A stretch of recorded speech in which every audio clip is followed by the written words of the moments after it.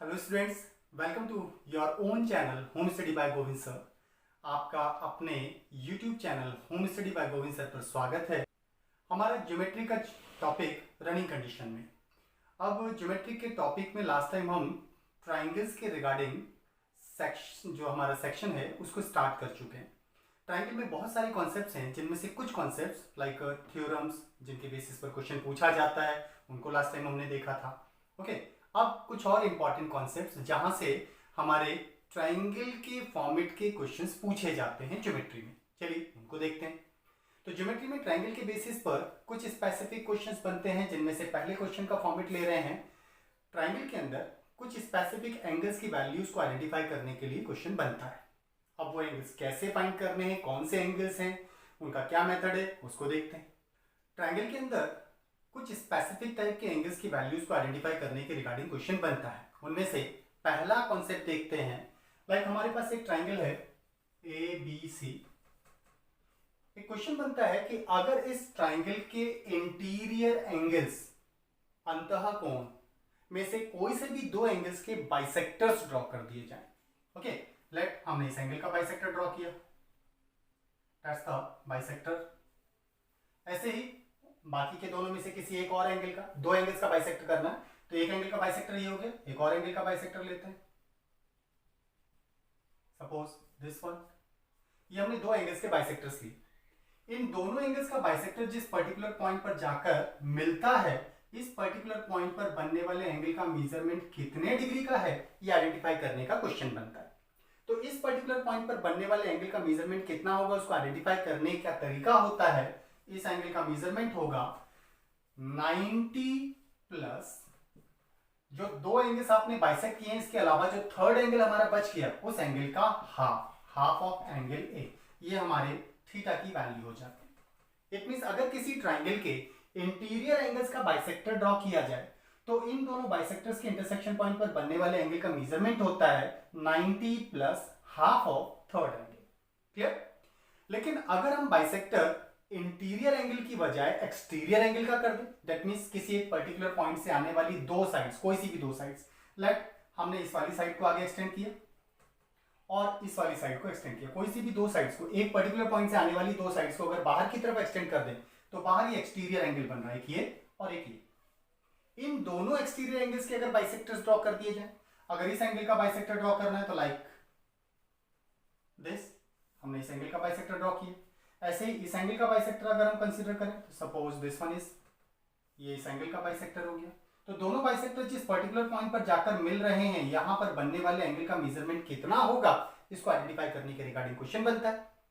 तो दो किसी ट्राइंगल के एक वर्टेक्स से आने वाली दो साइड्स को बाहर की तरफ एक्सटेंड करने से जो दो एक्सटीरियर एंगल बनेंगे, उन दोनों एक्सटीरियर एंगल के बाइसेक्टर्स पर, उन दोनों एक्सटीरियर एंगल के बाइसेक्टर के इंटरसेक्शन पॉइंट पर बनने वाले एंगल का मेजरमेंट होता है 90 minus half of third angle, half of third angle. अगर हम थर्ड एंगल को सपोज ए बी सी, तो ये एंगल ए हो जाएगा हमारा, that means half of angle A, ये हमारे थीटा की वैल्यू होती है। क्लियर? अगर इंटीरियर एंगल के बाइसेक्टर से एंगल बन रहा है तो 90 plus half of third angle, और अगर एक्सटीरियर एंगल के बाइसेक्टर से एंगल बन रहा है तो 90 minus half of third angle होता है। क्लियर? एक और स्पेसिफिक एंगल के रिगार्डिंग क्वेश्चन बनता है, और वो एंगल है अगर किसी ट्राइंगल की किसी भी एक साइड को बाहर की तरफ एक्सटेंड कर दिया जाए। सपोज हमने इस साइड को बाहर की तरफ एक्सटेंड कर दिया, बाहर एक्सटेंड करने पर ये बाहर की तरफ एक एक्सटीरियर एंगल बना। अगर हम इस एक्सटीरियर एंगल का बाइसेक्टर ड्रॉ कर दें, इस एक्सटीरियर एंगल का अगर बाइसेक्टर ड्रॉ कर दें और इसी बेस पर आकर बनने वाले ट्राइंगल के इंटीरियर एंगल का भी बाइसेक्टर ड्रॉ कर दें, लाइक दिस, इंटीरियर एंगल का भी बाइसेक्टर ड्रॉ कर दें। लाइक ए बी सी एक ट्राइंगल जिसके सी पॉइंट पर बनने वाले एक्सटीरियर एंगल का हमने बाइसेक्टर ड्रॉ किया हुआ, दैट्स अ बाइसेक्टर। और इसी बेस पर, दैट मींस इसी बेस, जिस बेस पर आपने एक्सटीरियर एंगल लिया है, इसी बेस पर ट्राइंगल के इंटरनल एंगल का, इसका भी बाइसेक्टर ड्रॉ कर दिया जाए, तो दोनों बाइसेक्टर के इंटरसेक्शन पॉइंट पर बनने वाले एंगल का मेजरमेंट कितना होगा, ये आइडेंटिफाई करने का भी क्वेश्चन बनता है। तो इस एंगल का मेजरमेंट होता है, क्योंकि इस एंगल का हमने बाइसेक्ट किया है और इस एक्सटीरियर एंगल को यूज कर रहे हैं, तो थर्ड एंगल हमारा ये बचा, ये थर्ड एंगल के हाफ के बराबर होता है, दैट इज क्लियर। अगर किसी ट्राइंगल के एक्सटीरियर एंगल और इसी बेस पर आकर बनने वाले इंटीरियर एंगल के बाइसेक्टर से बनने वाले इंटरसेक्शन पॉइंट पर एंगल का मेजरमेंट आइडेंटिफाई करने के लिए कहा जाए तो वो होता है थर्ड एंगल के हाफ के बराबर। नाउ ट्राइंगल का अगला स्पेसिफिक कॉन्सेप्ट है मीडियन, जो लास्ट टाइम हमने ड्रॉ किया था वहीं से अब कंटिन्यू करते हैं। तो ट्राइंगल के अंदर मीडियंस माध्यिका क्या होती है लास्ट टाइम हमने देखा था। अगर किसी ट्राइंगल के किसी भी एक वर्टेक्स से, सपोज इस वर्टेक्स से सामने वाली साइड के मिड पॉइंट को मिलाते हुए एक लाइन ड्रॉ कर दी जाए तो यही लाइन इस ट्राइंगल की मीडियन कहलाती है। Suppose D point, that's a median, इसने सामने वाली साइड को दो इक्वल पार्ट्स में डिवाइड किया हो। अगर किसी ट्राइंगल के किसी भी एक वर्टेक्स से सामने वाली साइड के मिड पॉइंट को मिलाते हुए एक लाइन ड्रॉ कर दी जाए तो यही ट्राइंगल की मीडियन माध्यिका कहलाती है। इसी को मीडियन कहा जाता है, ये ट्राइंगल की मीडियन कहलाती है।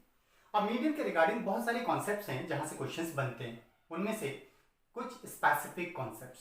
पहला कॉन्सेप्ट, मीडियन ट्राइंगल को दो ट्राइंगल्स में डिवाइड कर रहा है।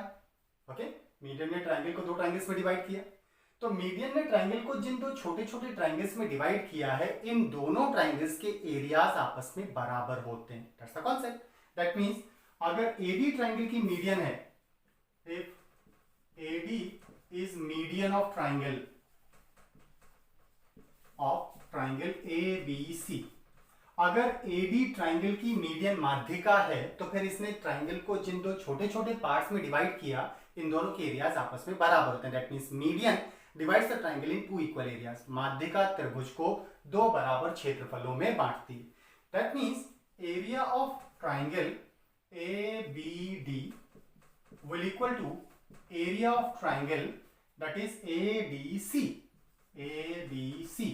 इन दोनों ट्राइंगल के एरियाज आपस में बराबर होंगे, दैट मींस पूरे ट्राइंगल का हाफ हो जाएगा। Is it clear?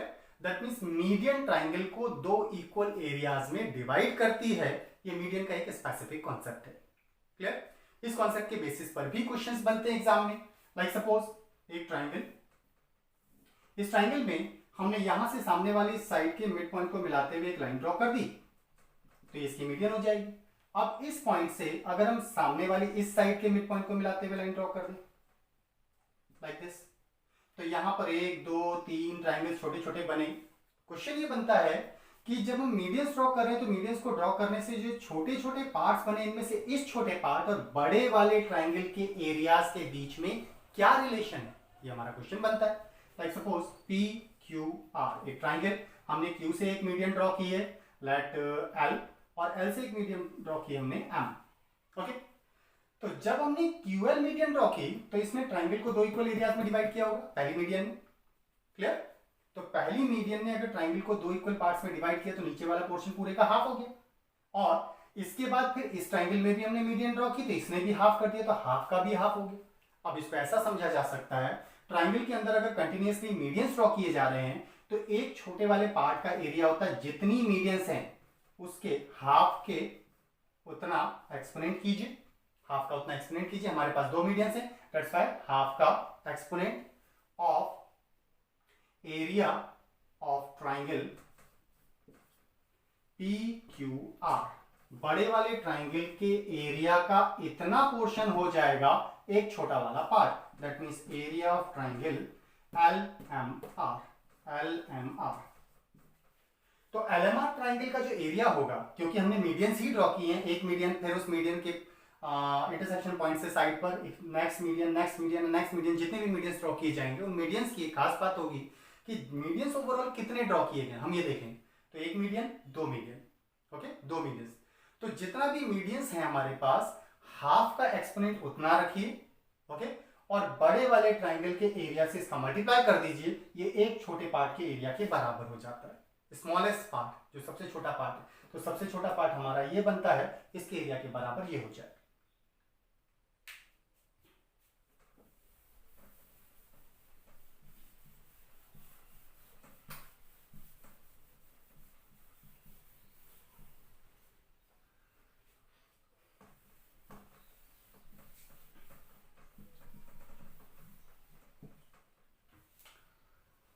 ये तो हुई एक मीडियन। लेट और भी मीडियन ड्रॉ करते हैं। हमने इस वर्टेक्स से सामने वाली साइड के मिड पॉइंट को मिला दिया, लेट दिस वन। ये हो गया। हम यहां से इस वाली साइड के मिड पॉइंट को भी अगर मिला दें,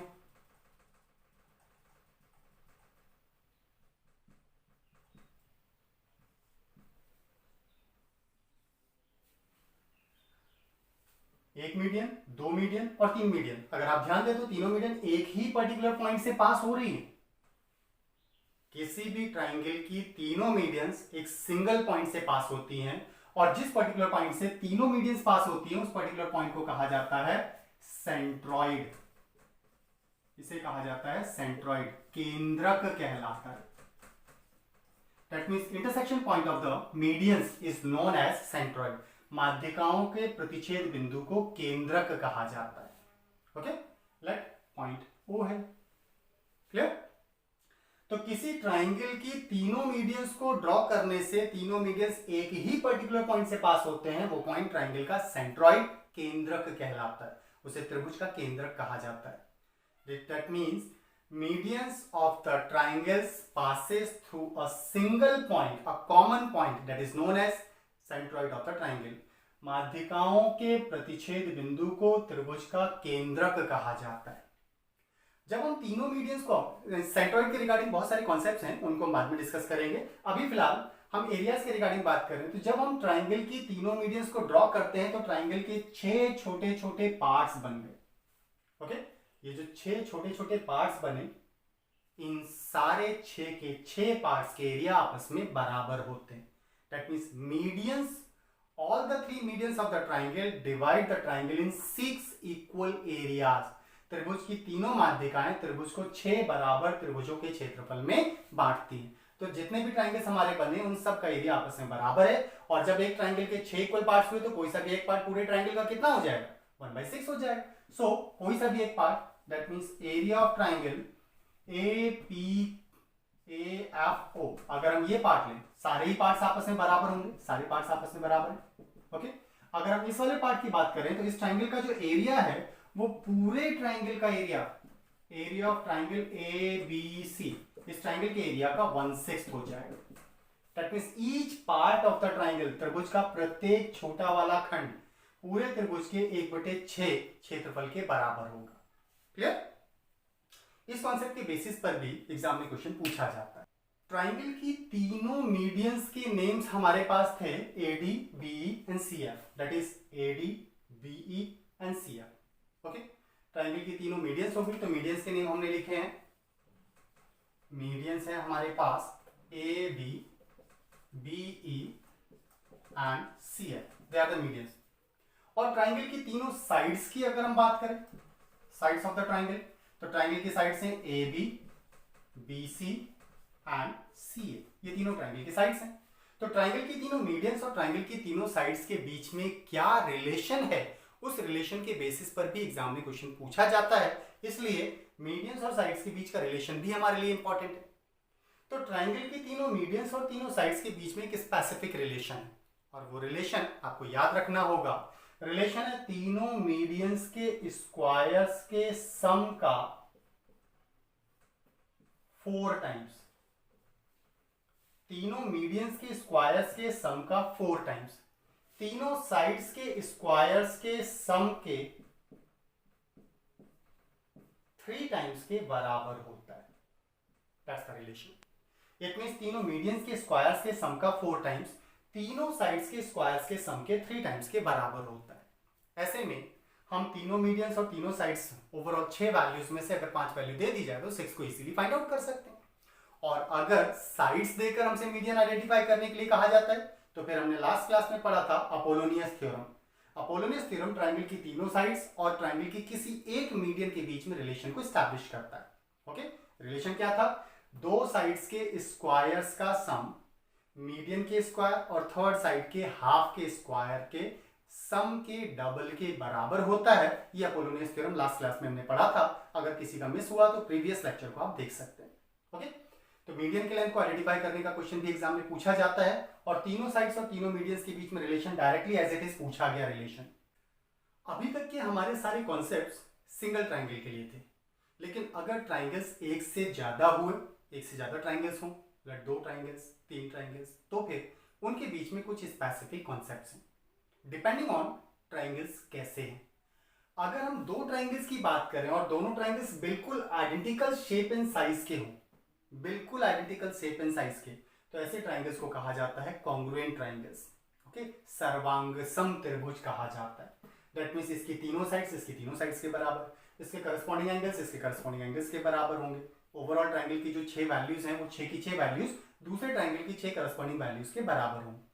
दैट मीन्स दोनों ट्राइंगल्स की जब सारी वैल्यूज बराबर हैं, एंगल्स बराबर, साइड्स बराबर, तो दैट मीन्स उनके एरियाज भी बराबर होंगे, उनकी मीडियन की लेंथ भी बराबर होगी, उनकी हाइट भी बराबर होगी, करस्पॉन्डिंग हाइट्स भी बराबर होंगी, तो सारी प्रॉपर्टीज तो सेम हो जाती हैं। इसलिए कॉन्ग्रुएंसी सर्वांगसम हमसे एग्जाम में यहां से कोई क्वेश्चन नहीं पूछा जाता। लेकिन अगर दो ट्राइंगल एक जैसे शेप के तो हों लेकिन साइज में बराबर ना हो, तो फिर ऐसे ट्राइंगल्स के बीच में जो कॉन्सेप्ट बनता है वो है सिमिलैरिटी। इसे कहा जाता है समरूप। देखने में एक जैसे दिखाई दे रहे हैं लेकिन साइज एक जैसा नहीं है। और जब दो ट्राइंगल का साइज एक जैसा ना हो लेकिन शेप एक जैसा हो, तो फिर ये दोनों ट्राइंगल सिमिलर हो सकते हैं। होंगे ऐसा नहीं कह रहे, हो सकते हैं। अब होंगे कैसे, ये कैसे पता चलेगा? तो दो ट्राइंगल एक दूसरे के सिमिलर तभी हो सकते हैं जब वो एक स्पेसिफिक प्रॉपर्टी को सेटिस्फाई करें, और वो कहलाते हैं रूल्स ऑफ सिमिलैरिटी के रूल्स, नियम। तो अगर हम एक ट्राइंगल एबीसी और दूसरा ट्राइंगल PQR ले लें, तो ये दोनों ट्राइंगल एक्चुअली सिमिलर हैं भी या नहीं है, ये कैसे पता चलेगा? इसके लिए दोनों ट्राइंगल को कुछ स्पेसिफिक प्रॉपर्टीज को सेटिस्फाई करना होगा, तभी उन्हें हम सिमिलर या समरूप कह सकते हैं। तो वो कौन सी प्रॉपर्टीज हैं? तो दो ट्राइंगल्स को सिमिलर शो करने की हमारे पास 3 स्पेसिफिक कंडीशंस हैं। उन्हीं 3 स्पेसिफिक कंडीशन के थ्रू हम दो ट्राइंगल्स को सिमिलर शो कर सकते हैं, तीनों में से किसी के भी थ्रू। ओके, तो पहली कंडीशन है हमारी a rule. A for angle और दो एंगल्स।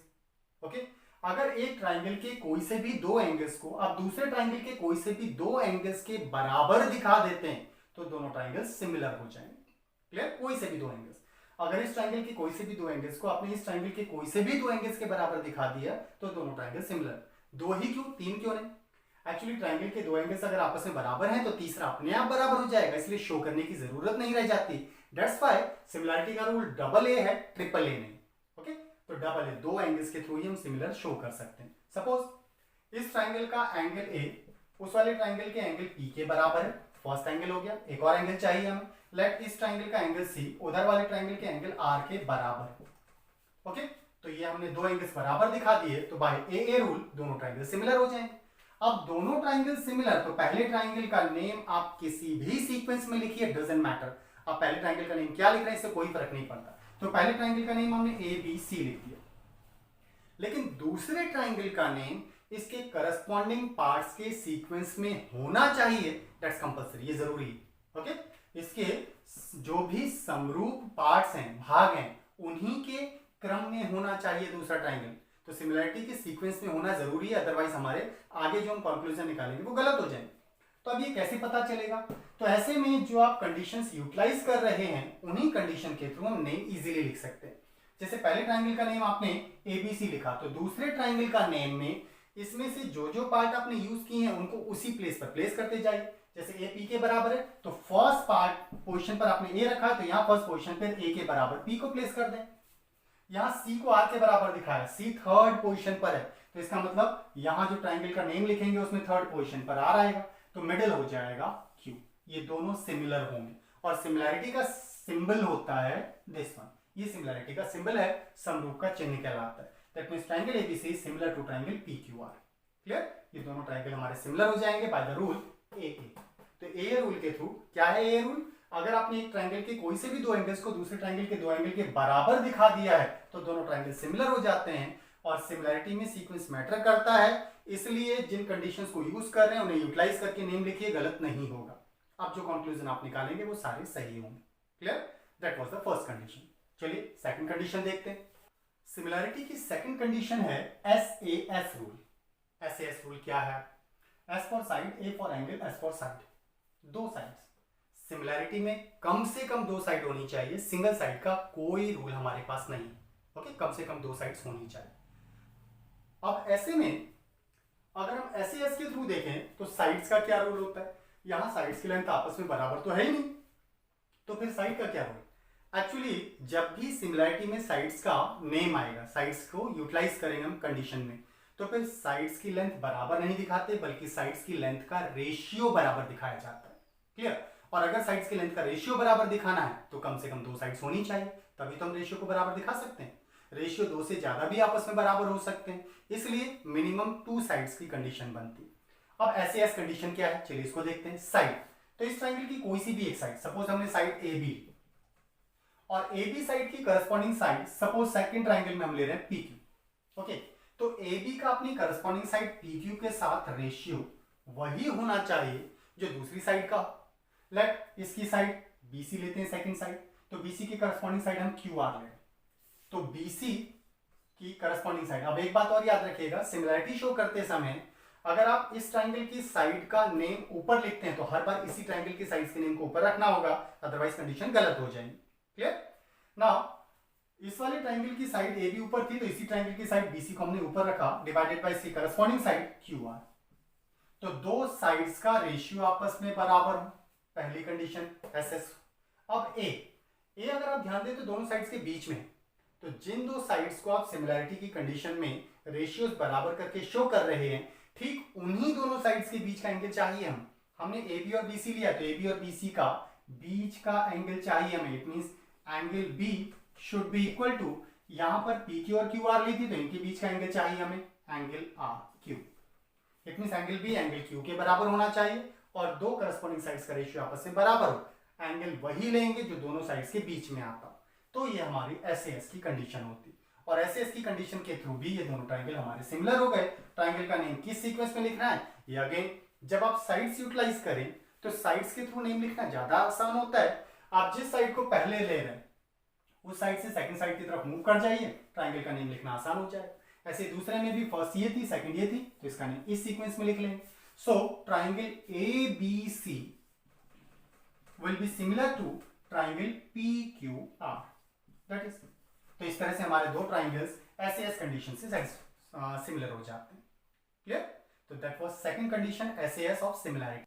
ना एग्जाम में ट्राइंगल्स के शेप एग्जैक्टली एक दूसरे की सिमिलैरिटी की कंडीशन के शेप में नहीं दिए जाते, वो ऐसा हो सकता है लाइक एक ट्राइंगल यहाँ एक ट्राइंगल यहाँ है, करस्पॉन्डिंग पार्ट्स आइडेंटिफाई करना भी मुश्किल होगा, लेकिन लैंग्वेज में ऐसा कुछ दिया होगा जिसके थ्रू आप करस्पॉन्डिंग पार्ट्स को इजीली आइडेंटिफाई कर सकें। अब थर्ड कंडीशन लेते हैं S S S triple S, that means similarity की थर्ड कंडीशन है ट्रिपल एस। तो ट्रिपल एस क्या है, S for side, that means 3 side.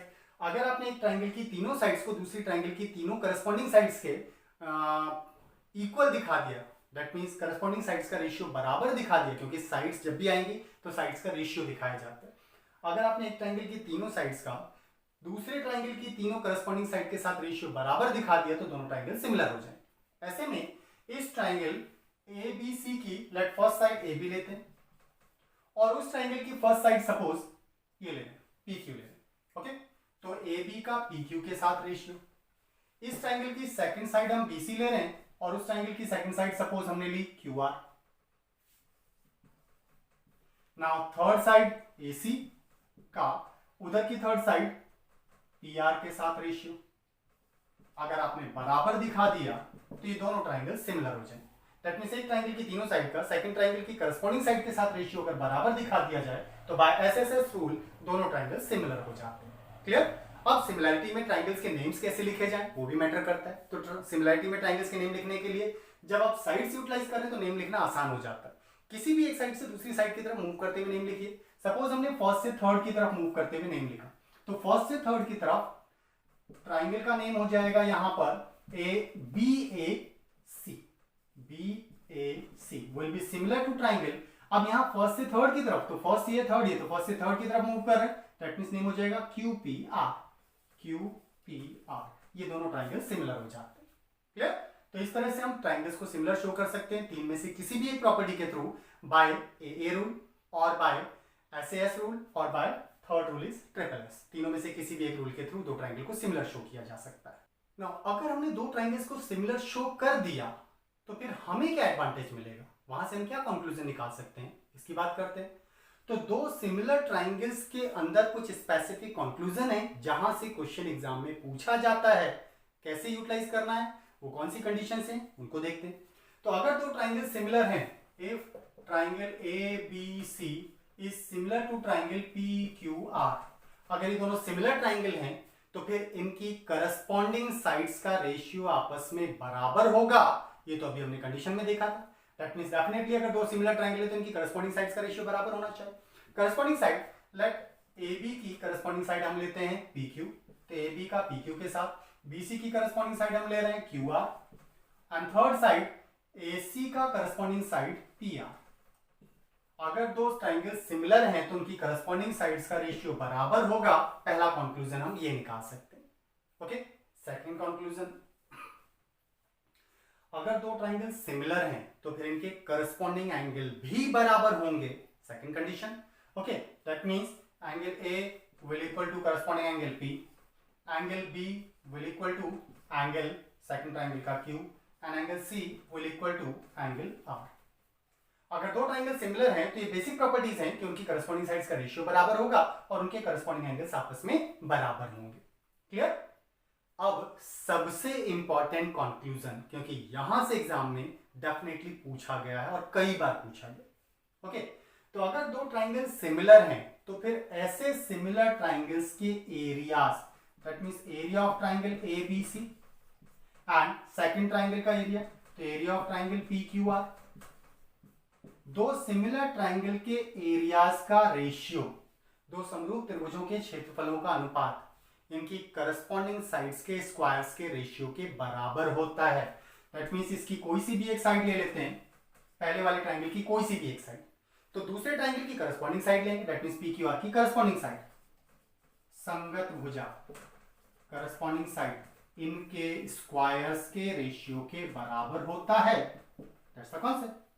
अगर दो ट्राइंगल सिमिलर हैं तो सिमिलर ट्राइंगल्स के एरियाज का रेशियो की करस्पॉन्डिंग साइड्स के स्क्वायर्स के रेशियो के बराबर होता है। और भी स्पेसिफिक टर्म्स है, अगर दोनों ट्राइंगल सिमिलर हैं तो इनका रेशियो करस्पॉन्डिंग साइड्स के स्क्वायर्स के रेशियो के बराबर होगा। इनका रेशियो करस्पॉन्डिंग मीडियंस के भी स्क्वायर्स के रेशियो के बराबर होता है। अगर पहले ट्राइंगल की कोई सी भी एक मीडियन लिया जाए तो सेकंड ट्राइंगल की करस्पॉन्डिंग मीडियन ले लेते हैं, करस्पॉन्डिंग मीडियन इनके भी स्क्वायर्स के रेशियो के बराबर होता है। इट मींस दो सिमिलर ट्राइंगल्स का एरिया करस्पॉन्डिंग मीडियंस की लेंथ के स्क्वायर्स के रेशियो के बराबर होता है।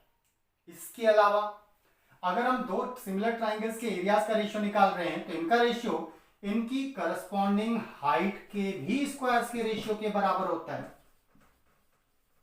करस्पॉन्डिंग हाइट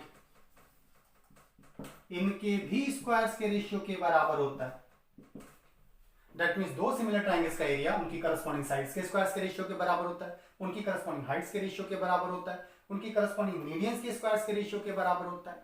ओके, इसका मतलब साइड की लेंथ के रिगार्डिंग, मतलब लेंथ के रिगार्डिंग कोई भी एक पार्ट अगर आप पहले ट्राइंगल से ले रहे हैं तो सेकंड ट्राइंगल से करस्पॉन्डिंग पार्ट लीजिए, उनके स्क्वायर्स के रेशियोज के बराबर होता है। साइड तो करस्पॉन्डिंग साइड्स के स्क्वायर्स का रेशियो, हाइट तो करस्पॉन्डिंग हाइट्स के रेशियो स्क्वायर्स का रेशियो, मीडियन तो मीडियन के स्क्वायर्स का रेशियो।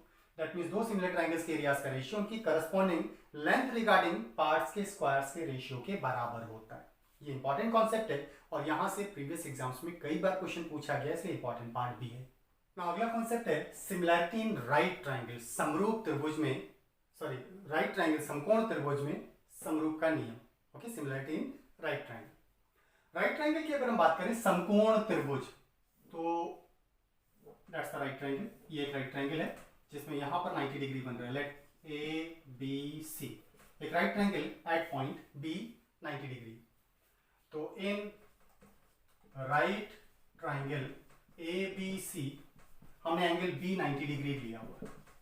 लेट इज, अगर किसी राइट ट्राइंगल के 90 डिग्री वर्टेक्स से सामने वाली साइड के ऊपर एक परपेंडिकुलर ड्रॉ कर दिया जाए। ओके, यहां से सामने वाली साइड पर एक परपेंडिकुलर ड्रॉ कर दिया जाए, that's the perpendicular. Okay, 90 degree है यहां पर। अगर किसी राइट ट्राइंगल के 90 डिग्री वर्टेक्स से सामने वाली साइड पर एक परपेंडिकुलर ड्रॉ कर दिया जाए तो इस परपेंडिकुलर को ड्रॉ करने से एक, दो और एक बड़ा, तीन ट्राइंगल बनते हैं। ये तीनों ट्राइंगल सिमिलर होते हैं। दैट मींस किसी राइट ट्रायंगल के 90 डिग्री वर्टेक्स से हाइपोटेन्यूज पर अगर एक परपेंडिकुलर ड्रॉ किया जाए तो इससे बनने वाले तीनों ट्रायंगल्स सिमिलर ट्रायंगल होते हैं। लेकिन यहां मैटर करता है कि इन तीनों सिमिलर ट्रायंगल के करस्पॉन्डिंग नेम्स लिखेंगे कैसे, वो मैटर करता है। ओके, क्योंकि उसी के बेसिस पर हम कंक्लूजन निकाल सकते हैं। तो ऐसे में एक, दो और एक बड़ा ट्रायंगल, इन तीनों ट्रायंगल के करस्पॉन्डिंग पार्ट्स के नेम कैसे लिखें ये मैटर करता है। अगर किसी राइट ट्रायंगल के 90 डिग्री वर्टेक्स से सामने वाली साइड पर परपेंडिकुलर ड्रॉ किया गया तो इससे बनने वाले तीन ट्रायंगल्स, दिस वन और एक बड़ा वाला ट्रायंगल, ये तीनों सिमिलर हैं। सिमिलरिटी का नेम कैसे लिखा जाएगा वो मैटर करता है। तो ध्यान से देखिएगा, जो सबसे बड़ा ट्रायंगल है उसका नेम तो एज इट इज ले लीजिए, that means triangle ABC। Okay, पहला ट्रायंगल। अब दूसरा ट्रायंगल कौन सा लेते हैं, सपोज हम इसको ले लें, दूसरा ट्रायंगल इसे ले। इस ट्रायंगल और इस वाले छोटे ट्रायंगल, दैट मींस बड़े ट्रायंगल और इस छोटे ट्रायंगल में कुछ कॉमन बातें हैं। दैट मींस इनके कुछ एंगल्स आपस में बराबर है, क्योंकि बड़े में एक 90 डिग्री है तो इसमें भी एक 90 डिग्री है, तो 90 डिग्री वाला वर्टेक्स तो सेम हो जाता है हमारा। ओके, तो B वर्टेक्स जहां लिखा गया है ठीक वहीं पर हम दूसरे ट्रायंगल का P वर्टेक्स जो 90 डिग्री है उसको प्लेस कर देते हैं, तो P वर्टेक्स हमारा मिडिल वर्टेक्स हो जाएगा। सेकंड, इस बड़े ट्रायंगल का एंगल A और इस ट्रायंगल का एंगल A ओवरलैप कर रहे हैं, दैट मींस ये दोनों आपस में बराबर भी होंगे। दैट मींस इस वाले ट्रायंगल का एंगल A भी बड़े वाले ट्रायंगल के एंगल A के बराबर हो जाएगा, तो दो एंगल्स बराबर हो। और अगर एक ट्रायंगल के दो एंगल्स आपस में बराबर हो दूसरे ट्रायंगल के, तो दैट मींस दोनों ट्रायंगल सिमिलर हो जाते हैं। ऐसे में इस ट्रायंगल का थर्ड वर्टेक्स हो जाएगा B, तो ये दोनों सिमिलर हो गए बाय AA रूल। क्लियर? तो कैसे आइडेंटिफाई किया हमने, बड़े ट्रायंगल का नेम लिखा, दोनों में एक एक 90 डिग्री है तो 90 लोकेशन पर 90 को प्लेस कर दिया, क्योंकि यहाँ B 90 है तो यहाँ P 90 हो गया इस वाले में। और एक एंगल क्योंकि डेफिनेटली इसमें सेम होगा तो बड़े ट्रायंगल का एंगल है और इस ट्रायंगल का एंगल है सेम लोकेशन, इट मींस ये सेम होने की वजह से इक्वल भी होगा। सो जहां पर इसका एंगल A था वहीं A प्लेस किया, थर्ड वर्टेक्स इस ट्रायंगल का बचा B, ये हो जाता है। तो इस तरह से बाय AA रूल ये दोनों ट्रायंगल सिमिलर हो जाते हैं। ठीक ऐसे ही बड़े वाले ट्रायंगल और इस छोटे ट्रायंगल इस वाले को देखें आप। ओके, तो ऐसे में बड़े ट्रायंगल का वर्टेक्स B 90 डिग्री था और इस वाले ट्रायंगल में भी एक वर्टेक्स 90 डिग्री है P, तो जहां बड़े ट्रायंगल का आपने वर्टेक्स 90 रखा है वहीं पर मिडिल में इसका भी P प्लेस कर लेते। बड़े ट्रायंगल का एंगल C और इस छोटे ट्रायंगल का एंगल C कॉमन एंगल है, इट मींस इक्वल भी होगा। सो C जहां था वहां इसका C प्लेस कर देते हैं, थर्ड वर्टेक्स। इस ट्रायंगल का थर्ड वर्टेक्स जो बचा उसे रिमेनिंग प्लेस फर्स्ट पर प्लेस करेंगे तो B, ये भी सिमिलर होगी। इस तरह से सिमिलरिटी की कंडीशन के अकॉर्डिंग हमारा तीनों ट्रायंगल सिमिलर हो जाते हैं। ओके, सीक्वेंस के अकॉर्डिंग आप पहले ट्रायंगल का नेम का सीक्वेंस अगर चेंज करोगे तो उसी सीक्वेंस में बाकी के नेम्स भी चेंज होते चले जाएंगे। क्लियर? नाउ यहां एक इंपॉर्टेंट कॉन्सेप्ट है जहां से एग्जाम में क्वेश्चन पूछा जाता है। ओके, और वो क्या है, किसी राइट ट्रायंगल के 90 डिग्री वर्टेक्स से जो आपने परपेंडिकुलर ड्रॉ किया है इसकी वजह से 90 डिग्री वर्टेक्स पर तीन लेंथ आ गई आकर मिल रही, इन तीनों लेंथ के रिगार्डिंग क्वेश्चन बनता है। That means AB, second BP and third BC। That means किसी राइट ट्रायंगल के 90 डिग्री वर्टेक्स से सामने वाली साइड पर परपेंडिकुलर ड्रॉ करने से 90 डिग्री वर्टेक्स पर जो तीन लेंथ आकर मिल रही हैं इन तीनों ही लेंथ के स्क्वायर की वैल्यू कितनी होगी इसके रिगार्डिंग क्वेश्चन पूछा जाता है। ओके, तो AB का स्क्वायर कौन सी दो साइड्स के प्रोडक्ट के बराबर होगा ये हमारा क्वेश्चन बनता है। ठीक है, ऐसे BP का स्क्वायर कौन सी दो साइड्स की लेंथ के प्रोडक्ट के बराबर होगा, एंड सिमिलरली BC का स्क्वायर कौन सी दो साइड्स की लेंथ के प्रोडक्ट के बराबर होगा, ये हमारा क्वेश्चन बनता है। सो AB स्क्वायर, BP स्क्वायर और BC स्क्वायर की लेंथ कितनी होगी, दैट मींस कौन सी दो साइड्स की लेंथ के प्रोडक्ट के बराबर होगा, ये आइडेंटिफाई करने का क्वेश्चन बनता है। तो अब हमारे लिए सबसे आसान याद रखने का तरीका है, क्योंकि कॉन्सेप्चुअली अगर याद रखेंगे तो आपके लिए इसमें आइडेंटिफाई करना भी आसान रहेगा। तो किसी भी राइट ट्रायंगल की 90 डिग्री वर्टेक्स से सामने वाली साइड पर जो परपेंडिकुलर ड्रॉ किया जाता है इसके स्क्वायर की लेंथ को आइडेंटिफाई करना सबसे आसान है।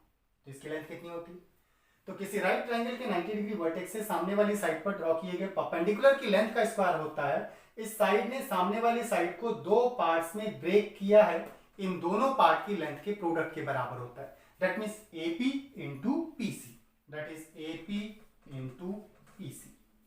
ओके, तो राइट ट्रायंगल में 90 डिग्री वर्टेक्स से सामने वाली साइड पर ड्रॉ किए गए परपेंडिकुलर की लेंथ का स्क्वायर होता है। इसने सामने वाली साइड को जिन दो पार्ट्स में ब्रेक किया है उन दोनों पार्ट की लेंथ के प्रोडक्ट के बराबर। अब आते हैं ए बी की तरफ। तो ए बी ये रही, एक्चुअली ए बी दो ट्राइंगल की साइड्स है, एक इस वाले ट्राइंगल की साइड और एक बड़े वाले ट्राइंगल की साइड। ए बी जिन दो ट्राइंगल्स की कॉमन साइड है उन दोनों ही ट्राइंगल की एक साइड ओवरलैप हो रही है। दैट मीन्स इस वाले ट्राइंगल की साइड ए पी और बड़े वाले ट्राइंगल की साइड ए सी ओवरलैप हो रही है, तो इन दोनों ही ओवरलैप होने वाली साइड्स की लेंथ के प्रोडक्ट के बराबर इसका स्क्वायर हो जाएगा। So A B square will be A P into A C, that is. ऐसे ही अगर हम बीसी स्क्वायर की बात करें तो बीसी भी एक्चुअली दो ट्राइंगल की साइड है। बीसी एक इस वाले ट्राइंगल की साइड है और एक बड़े वाले ट्राइंगल की साइड है। बीसी जिन दो ट्राइंगल की साइड है उन दोनों ही ट्राइंगल की एक साइड ओवरलैप हो रही है, उन दोनों ओवरलैप होने वाली साइड्स की लेंथ के प्रोडक्ट के बराबर इसका स्क्वायर हो जाएगा। So BC square will be BC इस वाले ट्राइंगल की साइड है और इस ट्राइंगल की साइड, तो ये दोनों ओवरलैप हो रही है, ओवरलैप होने वाली साइड्स की लेंथ का प्रोडक्ट ही इसके स्क्वायर के बराबर होगा। So BC square will be AC into PC, that is clear. तो इस तरह से तीनों साइड्स की लेंथ के स्क्वायर को याद रखा जा सकता है। लेकिन अगर ये याद ना रहे तो फिर क्या करें? ओके, लेट आपसे कहा ए बी का स्क्वायर आइडेंटिफाई कर और आपको ये कॉन्सेप्ट याद नहीं रहे, तो फिर क्या कर सकते हैं? तो आपको फिर ट्राइंगल के नेम्स लिखना आना चाहिए, और अगर आपने एग्जैक्टली सही नेम लिख दिया है तो फिर ऐसे में ए बी डेफिनेटली दो ट्राइंगल के अंदर साइड है। तो ए बी एक यहां पर है और ए बी एक यहां पर है, क्लियर। एक ए बी यहां, एक यहां, और तीसरे ट्राइंगल में ए बी नहीं होंगे। तो ऐसे में ए बी यहां पर है तो इसकी करस्पॉन्डिंग साइड इसमें कहां होगी? तो फर्स्ट टू लेटर की corresponding side A B. A B यहां पर है तो इसकी करस्पॉन्डिंग साइड यहां की कौन सी होगी? फर्स्ट एंड लास्ट की corresponding side first and last, that means A C. इन दोनों के प्रोडक्ट के बराबर ए बी का स्क्वायर होगा। ये हमने यहां लिखा था, ऐसा लिखा जा सकता है, क्लियर। चलिए ऐसे ही बीपी की बात करें। बीपी का स्क्वायर कितना होगा? तो बीपी अगेन दो ट्राइंगल्स के अंदर आएगी, तो बीपी यहां आ रहा है बीपी और यहां आ रहा है बीपी, क्लियर। इन दोनों ट्राइंगल्स में आ रहा है, इसमें बीपी हमारा नहीं। तो बीपी की यहां करस्पॉन्डिंग साइड है पीसी या सीपी, पीसी इंटू, और इस वाले बीपी की यहां करस्पॉन्डिंग साइड है AP, that means PC into AP के बराबर हो। ओके, तो एपी इंटू पीसी के बराबर हो जाएगा। तो इस तरह से हम ट्राइंगल्स के नेम्स के थ्रू भी इन कंक्लूजन्स को निकाल सकते हैं, लेकिन इसके लिए पहले हमें ट्राइंगल्स के नेम लिखने पड़ेंगे, जबकि यहां में नेम लिखने की जरूरत नहीं पड़ रही। तो इसलिए आपको ये कॉन्सेप्ट्स याद रखना होगा, क्योंकि इन कॉन्सेप्ट्स के बेसिस पर क्वेश्चन पूछा जाता है, और कई बार डायरेक्टली इन्हीं कंक्लूजन्स को ऑप्शंस में देकर के भी क्वेश्चन पूछा जाता है। इसलिए आपको डायरेक्ट कंक्लूजन फाइंड आउट करना आना चाहिए, क्लियर। ये थे सिमिलरिटी के कॉन्सेप्ट्स। एक्चुअली अगर आपने लेक्चर्स देखे हो तो हम लेक्चर्स में केवल और केवल कॉन्सेप्ट्स की बात कर रहे हैं। अगर आपके कॉन्सेप्ट्स क्लियर हो जाते हैं तो फिर आप क्वेश्चन के अंदर उनको यूज कर सकते हैं। इसलिए जरूरी है कि पहले आपके कॉन्सेप्ट्स क्लियर, आपके कॉन्सेप्ट क्लियर हो जाते हैं तो क्वेश्चन में यूटिलाइज करना आसान हो जाता है। दैट्स व्हाई हम सारे कॉन्सेप्ट्स की बात कर रहे हैं, और हम उन सारे कॉन्सेप्ट्स को ले रहे हैं जिनके बेसिस पर एग्जाम में क्वेश्चन पूछा जाता है। इसलिए जरूरी है कि आप कॉन्सेप्ट्स को अच्छे से समझें। नेक्स्ट लेक्चर में हम ट्राइंगल के अंदर स्पेसिफिक पॉइंट्स या सेंटर्स को डिस्कस करेंगे। दैट मींस स्पेसिफिक पॉइंट्स और सेंटर्स इन ट्राइंगल, हम इसको डिस्कस करेंगे। आज के लिए हम अपने वीडियो लेक्चर को यहीं पर विराम देते हैं, यहीं पर वाइंड अप करते हैं। अगर आपको हमारा वीडियो लेक्चर पसंद आया हो और आपको कॉन्सेप्ट्स क्लियर हो रहे हो तो प्लीज़ हमारे चैनल को सब्सक्राइब, लाइक एंड शेयर जरूर कीजिएगा। आज के लिए इतना ही। Thank you for today. Thank you.